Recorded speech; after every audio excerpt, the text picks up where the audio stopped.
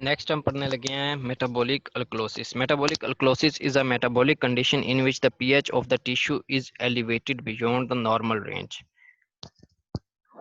इसमें प्रॉब्लम क्या हुई है कि पीएच एलिवेट हुई है। पीएच एलिवेशन को हम बोलते हैं मेटाबॉलिक अल्कलोसिस। नॉर्मल पीएच 7.4 होती है, 7.35 टू 7.45, ठीक है। अगर इससे बढ़ गई है तो उसको मेटाबॉलिक अल्कलोसिस बोलेंगे, ठीक है। This is the result of decrease hydrogen ion concentration leading to increase bicarbonates, ठीक है।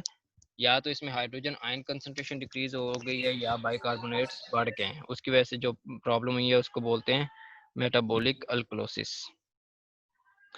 कॉजेज इसकी क्या है? Loss of hydrogen ion, most often occur via two mechanisms, either by the vomiting, जब वॉमिटिंग होगी, और वाया द किडनी, या kidney के through. Vomiting results in loss of hydrochloric acid, जब HCl जिस्म से बाहर ज़्यादा निकलेगा, ठीक है ना, तो ऑफ कोर्स HCl के साथ हाइड्रोजन आयन भी जिस्म से बाहर फ्लश आउट हो रहे हैं। उसके बाद क्या है? Severe vomiting, hypokalemia and hyponatraemia. उसकी वजह से और प्रॉब्लम्स क्या होंगे? हाइपोकैलेमिया भी होगा और हाइपोनेट्रीमिया भी हो गया।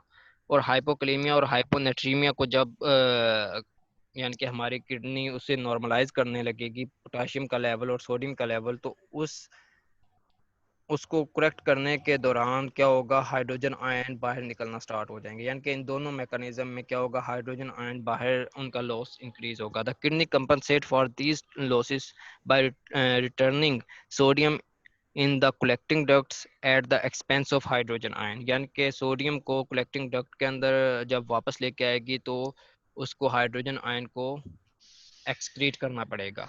Sodium potassium pump to prevent further loss of potassium leading to metabolic alkalosis. यानी कि जब सोडियम और पोटाशियम को किडनी कंजर्व करेगी तो उसके बदले में उसे हाइड्रोजन आयन को बाहर निकालना पड़ेगा, ठीक है।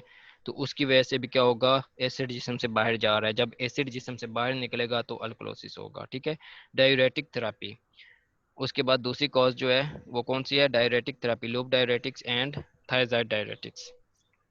मेटाबॉलिक अल्कलोसिस में प्रॉब्लम्स क्या होंगी? रेस्टलेसनेस होगी फॉलोड बाय लेथार्जी, अरिथमिया होगा, टेकिकार्डिया, ठीक है।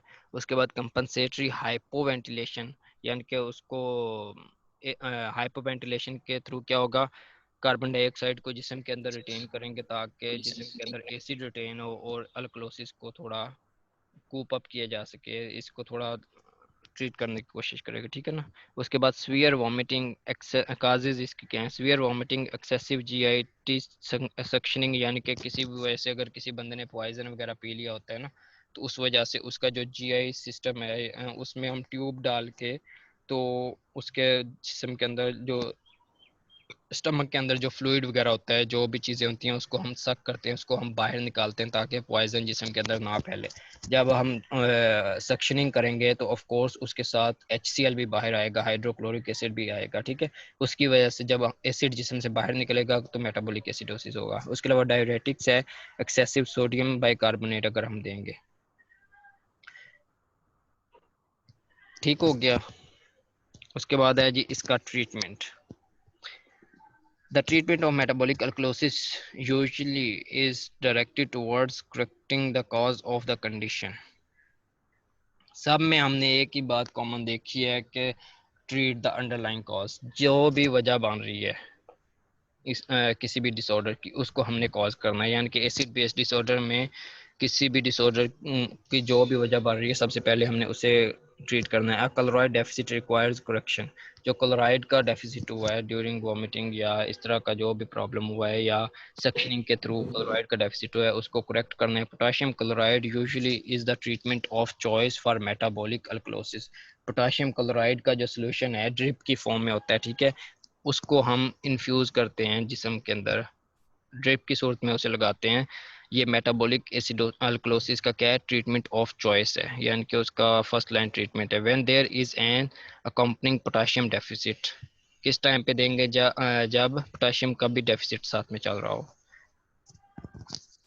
Respiratory, if pH and partial pressure of carbon dioxide move in opposite direction, ठीक है।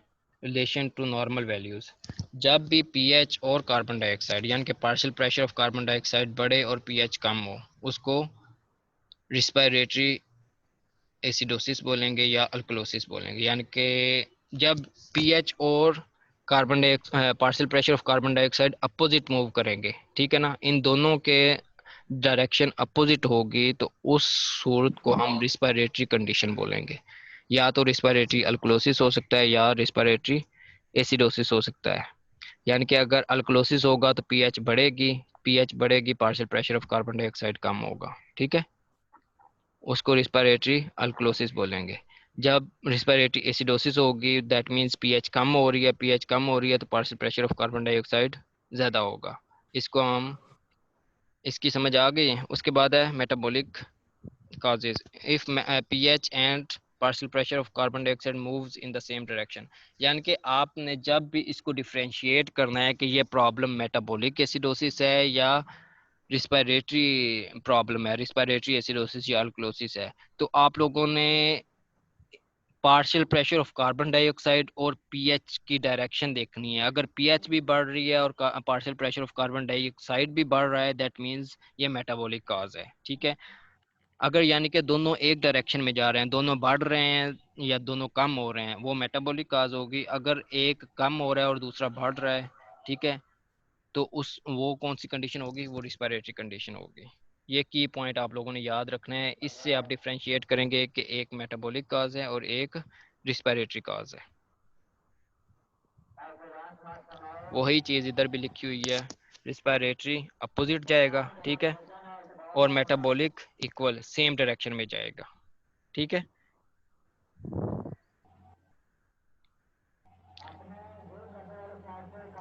ये तो हो गया यानी कि अभी तक का कंप्लीट। 1 मिनट अलान हो रहा है, मैं म्यूट कर रहा हूँ माइक।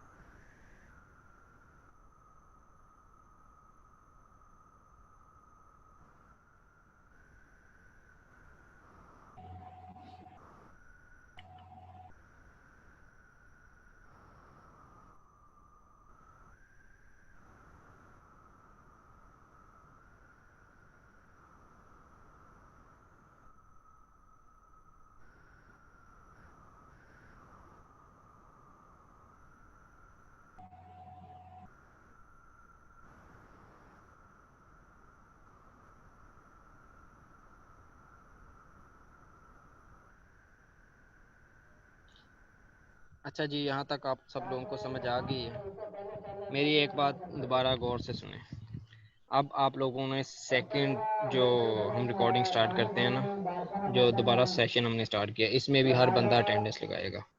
इनकी तो ऐसी की तैसी जो फर्स्ट के बाद भाग जाते हैं, सब के सब दोबारा अपना नेम और आईडी सेंड करें चैट बॉक्स में। समझ आ रही है सबको? हर बंदा दोबारा अपना नेम और आईडी चैट बॉक्स में सेंड करे। समझ आ गई है सबको? आवाज आ रही है? जी सर, आ रही है। चलें, शाबाश, हरी आप।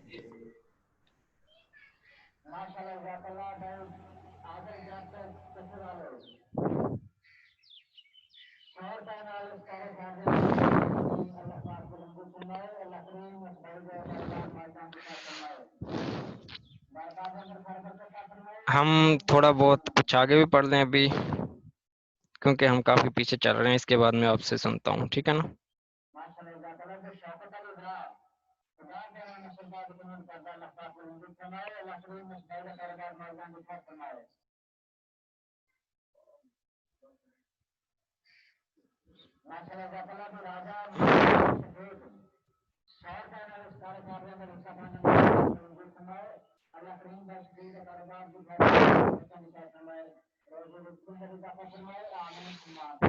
हाँ जी, आवाज आ रही है सबको भी?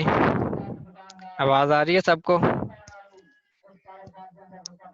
जी सर आ रही है। ये स्पीकर की आवाज ज्यादा डिस्टर्ब तो नहीं कर यस रही? सर, आ रही है। नहीं सर, नहीं आ रही आवाज ज्यादा उनकी। हाँ, क्योंकि ये बंद होने वाले नहीं है, ये कोई अभी 2 घंटे चलेंगे, ये पैसे इकट्ठे कर रहे हैं, ठीक है ना? तो हम ज़्यादा देर रुक नहीं सकते, हमारा टाइम हो रहा है। चलें हम अभी हमारा नया टॉपिक स्टार्ट हो रहा है, कार्डियोवास्कुलर सिस्टम। कार्डियोवास्कुलर सिस्टम यानी कि हमारे हार्ट और वेसल्स वाला जो सिस्टम है वो हम स्टार्ट करने जा रहे हैं, ठीक है ना? हम आज इसका थोड़ा इंट्रोडक्शन कर लेते हैं, सारा नहीं पढ़ेंगे, ठीक है ना? तो उसके बाद मैं सुनना स्टार्ट करता हूँ। अच्छा जी, components of the cardiovascular system. इसके कौन कौन से कंपोनेंट हैं? Primary function of the cardiovascular system is to pump blood throughout the body. काम इसका क्या है कि इसने ब्लड को पंप करना होता है, हार्ट ने, हार्ट और कार्डियोवास्कुलर यानी कि हार्ट ने पंप करना है और कार्डियोवास्कुलर सिस्टम ने उसे जिस्म के अंदर कंडक्ट करना है, ठीक है? Blood is a transport medium for oxygen, nutrients and waste. ये एक ट्रांसपोर्ट मीडियम है, ठीक है? इसके थ्रू ऑक्सीजन और न्यूट्रिएंट्स टिश्यूज तक जाते हैं और वेस्ट प्रोडक्ट्स वगैरह टिश्यू से वापस जो उसके एक्सक्रीटरी पॉइंट्स हैं उस जगह तक पहुंचते हैं। फॉर एग्जांपल जो कार्बन डाइऑक्साइड और गैसेस वगैरह हैं वो रिस्पिरेटरी सिस्टम तक पहुंचेंगी, और दूसरे जो वेस्ट प्रोडक्ट्स हैं जो वाटर सोलुबल हैं वो किस जगह तक पहुंचेंगे? किडनीज तक, ठीक है? तो इस तरह से ये ऑक्सीजन और न्यूट्रिएंट्स को टिश्यूज तक पहुंचाती है और वेस्ट प्रोडक्ट्स को वापस लेके आती है, ठीक है? CVS system is a closed circuit, ये एक क्लोज सर्किट है। Blood is contained in the blood vessels. Blood किस जगह पे मिलेगा आपको? ब्लड वेसल्स के अंदर। There are two main component to the CVS system, एक तो कार्डियो है और दूसरा वस्कुलर है। Cardio refers to the presence of heart which is the major pump for the blood for the body, ठीक है? ये हार्ट हमारे जिस्म के अंदर प्रेजेंट होता है, ठीक है? काम इसका क्या है कि ब्लड को पूरे जिस्म के अंदर पंप करना। Transporting 7000 litres of blood every day, हर रोज ऑलमोस्ट 7000 लीटर ये ब्लड को पंप करता है, ठीक है? Beats 2.5 billion times in a lifetime. ये एक आइडिया है, ठीक है ना, कि इतना पंप कर इतना धड़कता होगा, क्योंकि हर एक की ज़िंदगी अब एक जैसी तो नहीं है ना, ये एवरेज उन्होंने आइडिया एक लगाया है। Vascular refers to the vessels that contains blood. Blood is forced from heart into the arteries, arterioles, capillaries, venules, veins, that in that order. Each blood cell circulates throughout the body's severe system, ठीक है? Simple चीज़ें हैं, इसमें कोई ऐसी rocket science नहीं है। Functions of the circulatory system: oxygen supply करना, removal of carbon dioxide, temperature regulation, homeostasis, ठीक है? उसके अलावा डिस्ट्रीब्यूशन ऑफ हार्मोन्स। कोई इसमें नई बात नहीं है, ये वो चीज़ें हैं जो आप लोगों ने पहले से पढ़ी हुई हैं। हार्मोन्स को एक जगह से दूसरी जगह लेके जाना। अच्छा, functional parts of the circulation, कौन कौन से फंक्शनल पार्ट हैं? आर्टरीज हैं, ठीक है? उसके बाद आर्टरियोल्स हैं। आर्टरी आगे डिवाइड होके, बड़ी आर्टरी जब डिवाइड होगी तो बनाएगी आर्टरियोल्स, ठीक है? आर्टरियोल्स आगे मजीद सब डिवाइड होंगे, ठीक है? वो कैपिलरीज बनाएंगे। कैपिलरीज आगे जब मिलना स्टार्ट होंगी तो वो मिलके वेन्यूल्स बनाएंगी, यानी कि छोटी वेन्स जो होती हैं उनको वेन्यूल्स बोलते हैं। और छोटी वेन्स जब मिलके आपस में मिलती हैं तो वो जो स्ट्रक्चर बनती हैं उसको हम वेन्स बोलते हैं, ठीक है ना? तो आपने इसी ऑर्डर में याद रखना है: arteries, arterioles, capillaries, venules and veins. Volume of blood in the different parts of body: systemic circulation में ऑलमोस्ट 84% आपको ब्लड मिलेगा, ठीक है? और पल्मोनरी सर्कुलेशन में 16%। वेन्स के अंदर 64% होगा, आर्टरीज में 13%, आर्ट्रियोल्स एंड कैपिलरीज में भी 13%, हार्ट के अंदर 7% और पल्मोनरी वेसल्स के अंदर 9%, ठीक है? The capillary have the largest cross-sectional area of the circulation. Cross section area का मतलब होता है कि सारी कैपिलरीज का टोटल क्रॉस सेक्शनल एरिया, ठीक है? अगर सबको मिलाएं तो सबसे ज्यादा क्रॉस सेक्शन एरिया किसका बनेगा? कैपिलरीज का। एओर्टा का 2.5 सेंटीमीटर स्क्वायर है, ठीक है। स्मॉल आर्टरीज का 20 है, आर्ट्रियोल्स का 40 है, कैपिलरीज का सबसे ज्यादा है 2500, वेन्यूल्स का 250, स्मॉल वेन्स का 80 एंड वेना केवा का 8 सेंटीमीटर स्क्वायर। ये क्रॉस सेक्शनल एरिया है, ठीक है। Circuits of the cardiovascular system. The cardiovascular system can be divided into two circuits, pulmonary circuit and systemic circuit. Pulmonary, pulmon बोलते हैं lungs को, ठीक है, हमारे फेफड़े जो हैं, lungs को pulmon बोलते हैं, ठीक है। Sends deoxygenated blood to the lungs to pick up oxygen and unload carbon dioxide. Involves the right side of the heart. Deoxygenated blood किस साइड पे होता है? राइट साइड पे। उसके बाद है systemic circuit, sends oxygenated blood and nutrients to all body cells and removes waste. यानी कि सिस्टेमिक सर्किट ने क्या करना होता है कि पूरी बॉडी के अंदर ब्लड सेंड करना है, ऑक्सीजनेटेड ब्लड, ठीक है। Involves the left side of the heart, यानी कि कौन सी साइड होती है? Left side. जो ब्लू है ये ऑक्सीजन पुअर ब्लड है, ठीक है, डीऑक्सीजनेटेड ब्लड जिसको हम बोलते हैं। और जो रेड है, ब्राइट रेड जिसको हम बोलते हैं, वो ऑक्सीजनेटेड ब्लड है। राइट साइड पे आपको डीऑक्सीजनेटेड ब्लड मिलेगा और लेफ्ट साइड पे आपको ऑक्सीजनेटेड ब्लड मिलेगा। Paths of circulation, pulmonary circuit, blood in the right side of the heart is oxygen poor, यानी कि deoxygenated blood होगा right side पे। right side of heart pumps blood into the pulmonary trunk, arteries, pulmonary arteries या pulmonary trunk that transport blood to the lungs, ठीक है। right side से blood pulmonary artery के जरिए lungs में जाएगा। once blood become rich in oxygen, यानी कि जब blood oxygenated हो जाएगा, it returns to the left side of the heart through the pulmonary veins, ठीक है। pulmonary veins के जरिए ये लेफ्ट हार्ट में जाएगा, लेफ्ट एट्रियम में, ठीक है। उसके बाद सिस्टेमिक सर्किट स्टार्ट हो जाएगा। The blood returning to the heart from the lungs enters the left side of the heart.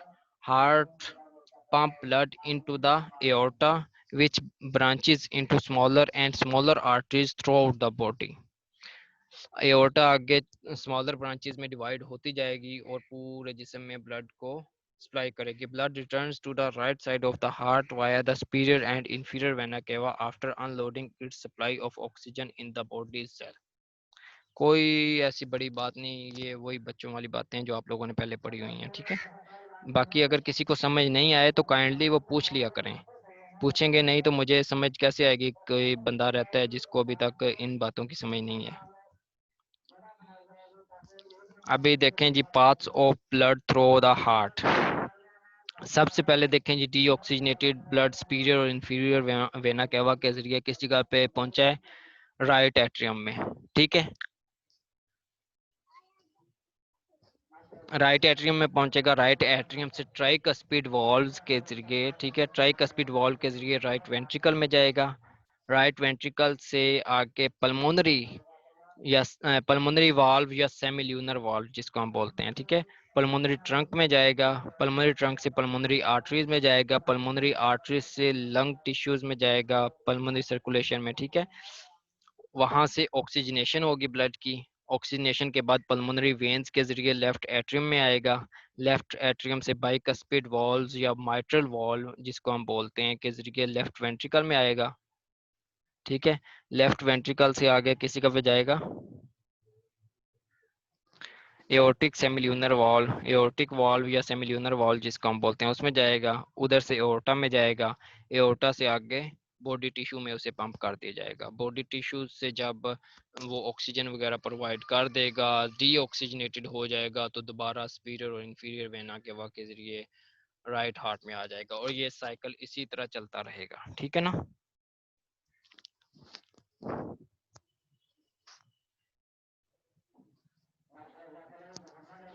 उसके बाद है structural characteristics of the heart. The heart is hollow. Hollow means अंदर से खाली होता है, ठीक है। कॉन शेप्ड, इसकी शेप किस तरह की होगी? कॉन शेप्ड होगा। मस्कुलर, इसमें मसल्स होते हैं, कार्डियक मसल्स, ठीक है। Found inside the thoracic cavity, किस जगह पे मिलेगा? थोरेसिस कैविटी के अंदर, हमारे थोरेसिस कैविटी के अंदर मिलेगा। Rest on the diaphragm, diaphragm के ऊपर आपको मिलेगा, ठीक है, थोरेसिक कैविटी के अंदर डायफ्राम के ऊपर मिलेगा। Size and location of the heart varies in size and shape, but the average adult heart is about 14 centimeter long and 9 centimeter wide. यानी कि इसका साइज जो है वेरी करता है, सेम साइज नहीं होता हर बंदे में, ठीक है, लेकिन नॉर्मली एवरेज अडल्ट की बात करें तो 14 सेंटीमीटर लॉन्ग और 9 सेंटीमीटर वाइड होगा। About the size of your fist, यानी कि आपकी फिस्ट के साइज का होगा, जब आप मुट्ठी बंद करें ना उस साइज का होगा या उससे थोड़ा सा बड़ा, ऑलमोस्ट उसी साइज का होगा, ठीक है। Rests in in an opening called mediastinum, यानी कि किस जगह पे आपको मिलेगा, मीडियस्टिनम में। स्टर्नम के पीछे एक स्पेस होती है जिसमें हार्ट पड़ा होता है, उस स्पेस का नाम क्या होता है, mediastinum. Border border laterally by the lungs, यानी कि इसके बॉर्डर्स किस किस चीज के साथ मिल रहे होंगे, जो साइडों पे इसके क्या होंगे, लंग्स होंगे, सामने क्या होगा, अब पीछे वाली साइड पे पोस्टीरियरली वर्टिब्रल कॉलम होगा and anteriorly by the sternum, सामने इसकी क्या होगी, स्टर्नम होगी। Coverings of the heart. The heart is enclosed in a fibrous sac called the pericardium, ठीक है। ये किसके अंदर बंद होता है, पेरिकार्डियम के फाइब्रस सैक में होता है। Consist of an outer bag, ये सबसे आउटर लेयर है फाइब्रस पेरिकार्डियम, ठीक है। उसके अलावा इसकी सर आवाज दो आपकी लेयर कट होते हैं। रही है। जी जी, सर आवाज आपकी कट रही है। आवाज कट रही है, जी जी। एक मिनट एक मिनट मैं जरा, may be net connection problem हो।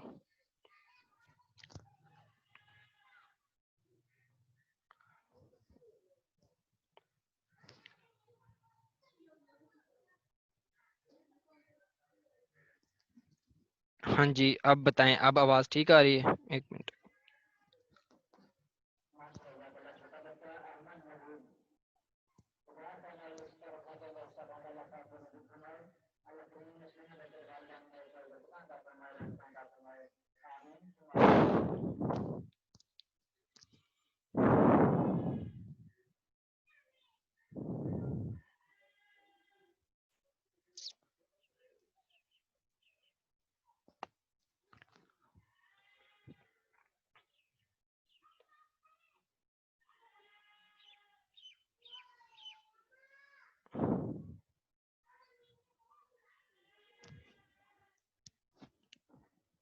हेलो, अब आवाज ठीक आ रही है, सर आप आ रही है। Yes sir. चलें ठीक है, बता दिया करें जब कोई प्रॉब्लम हो ना। Okay sir. Pericardium consists of two layers, fibrous pericardium outermost layer and parietal pericardium deep to the fibrous pericardium, ठीक है, and an inner bag visceral pericardium, यानी कि ये सबसे बाहर वाली कवरिंग की हम बात कर रहे हैं। सबसे पहले फाइब्रस पेरिकार्डियम होगी, वो बिल्कुल किसके साथ जुड़ी होगी, प्राइटल के साथ। फाइब्रस और प्राइटल ऑलमोस्ट आपस में एक दूसरे के साथ जुड़ी होती हैं, और उसके अंदर एक और लेयर होती है विसरल पेरिकार्डियम, ठीक है। प्राइटल और विसरल के दरमियान एक स्पेस होती है जिससे पेरिकार्डियल कैविटी बोलते हैं, ठीक है। Deepest layer continuous with the outermost layer of the heart.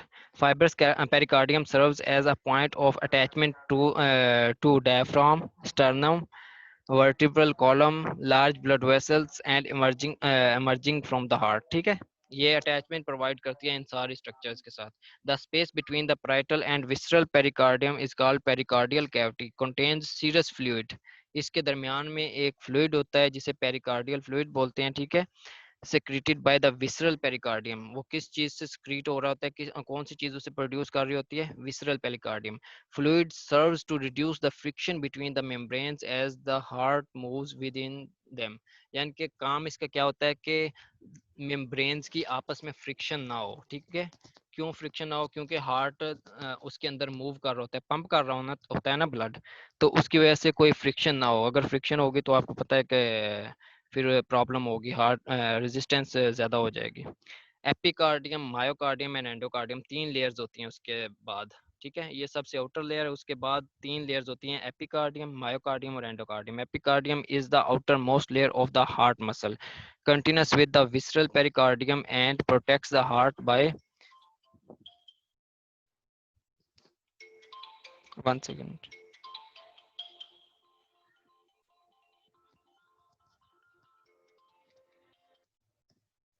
अस्सलाम वालेकुम।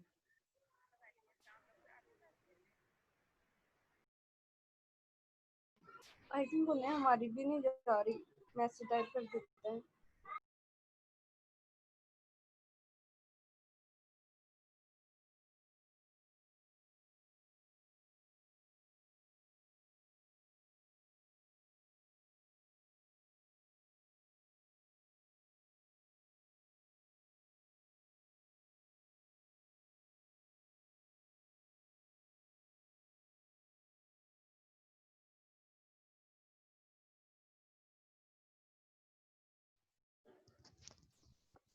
सॉरी, वो एक कॉल आ गई थी, उसकी वजह से डिस्कनेक्ट हो गया था। अभी आवाज आ रही है? हेलो।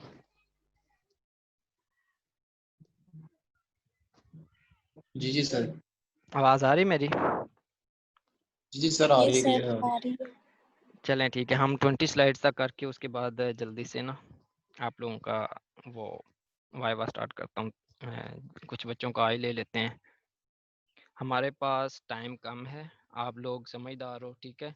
मैं कोशिश कर रहा हूँ कि हमारा मैक्सिमम सिलेबस कवर हो जाए, ठीक है। मैं आप लोगों पे कोई ऐसा बोझ भी नहीं डाल रहा, कोशिश करता हूँ कि आप लोगों को समझ आ जाए।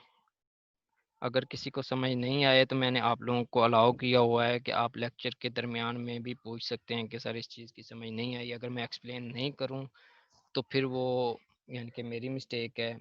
आप फिर मुझसे ब्लेम कर सकते हो कि हमने आपसे ये बात एक्सप्लेन करने को कहा लेकिन आपने एक्सप्लेन नहीं की, ठीक है। लेकिन मैं कोशिश करूँगा हर चीज़ अच्छे से आप लोगों को समझा के उसके बाद आगे जाऊँ। कोई चीज़ की समझ नहीं आए तो काइंडली आप लोग पूछ सकते हैं, नो इशू, ठीक है। उसके अलावा आज हम आप लोगों के साथ मैं आपके क्विज़ के बारे में भी डिस्कस करूँगा, ठीक है।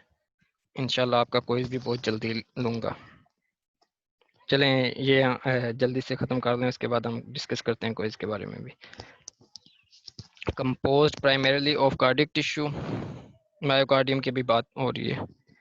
एपिकार्डियम की सबसे पहले sorry, epicardium is the outermost layer of the heart muscle continuous with the visceral pericardium and protect the heart by reducing the friction. Composed of serous membrane, epithelium and deeper adipose tissue. Adipose tissue is found predominantly along with paths of coronary arteries, cardiac veins and carry blood to the heart muscles. यानी कि ये वाली जो layer होगी वो visceral pericardium के साथ connect होगी, ठीक है।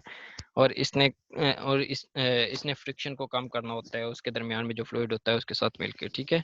और इसके अंदर एडिपोज टिश्यू होते हैं। किस जगह पे मिलेंगे वो एडिपोज टिश्यू? वो वाली वेसल जो हार्ट को सप्लाई कर रही हैं उन वेसल्स के इर्द गिर्द एडिपोज टिश्यू प्रीडोमिनेंटली मिलेंगे, ठीक है।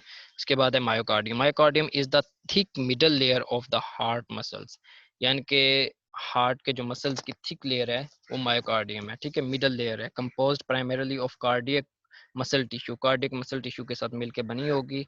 Use to pump blood out of the heart chamber, काम क्या करना है इसने? हार्ट में से ब्लड को बाहर पंप करना है।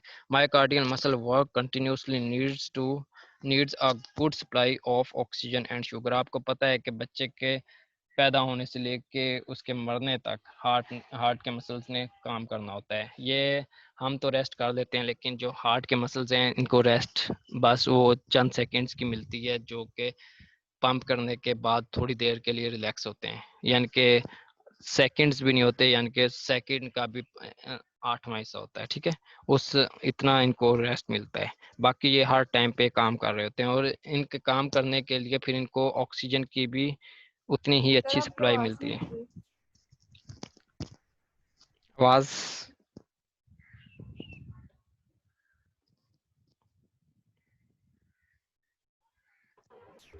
हाँ जी, अब आ रही है?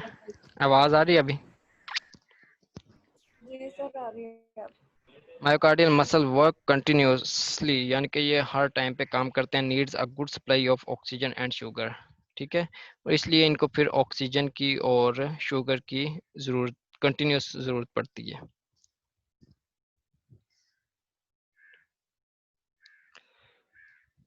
इसके बाद endocardium, the endocardium is the inner most layer of the heart muscle, ये सबसे अंदर वाली लेयर होती है, consist of epithelium and connective tissue that contains many elastic and collagen fibers, helps it to stretch, यानी कि इसके अंदर इलास्टिक और कोलाजन फाइबर्स होते हैं, ठीक है।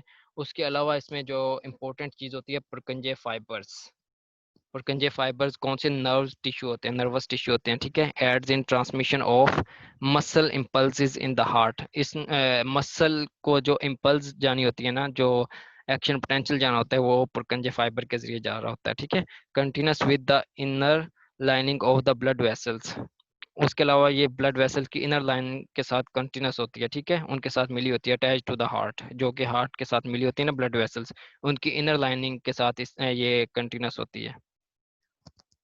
ये हार्ट के चैम्बर है, राइट एट्रियम है, ठीक है, राइट वेंट्रिकल है, उसके अलावा लेफ्ट एट्रियम है, लेफ्ट वेंट्रिकल है। बाहर वाली जो वॉल है उसको एपिकार्डियम बोलते हैं, मिडल में जो वॉल है उसे मायोकार्डियम, और इनर मोस्ट को एंडोकार्डियम बोलते हैं। हार्ट चैम्बर्स, चलें हार्ट चैम्बर्स हम अगले लेक्चर में पढ़ेंगे, ठीक है ना। अब तक का समझ आ गया सबको? Yes, sir.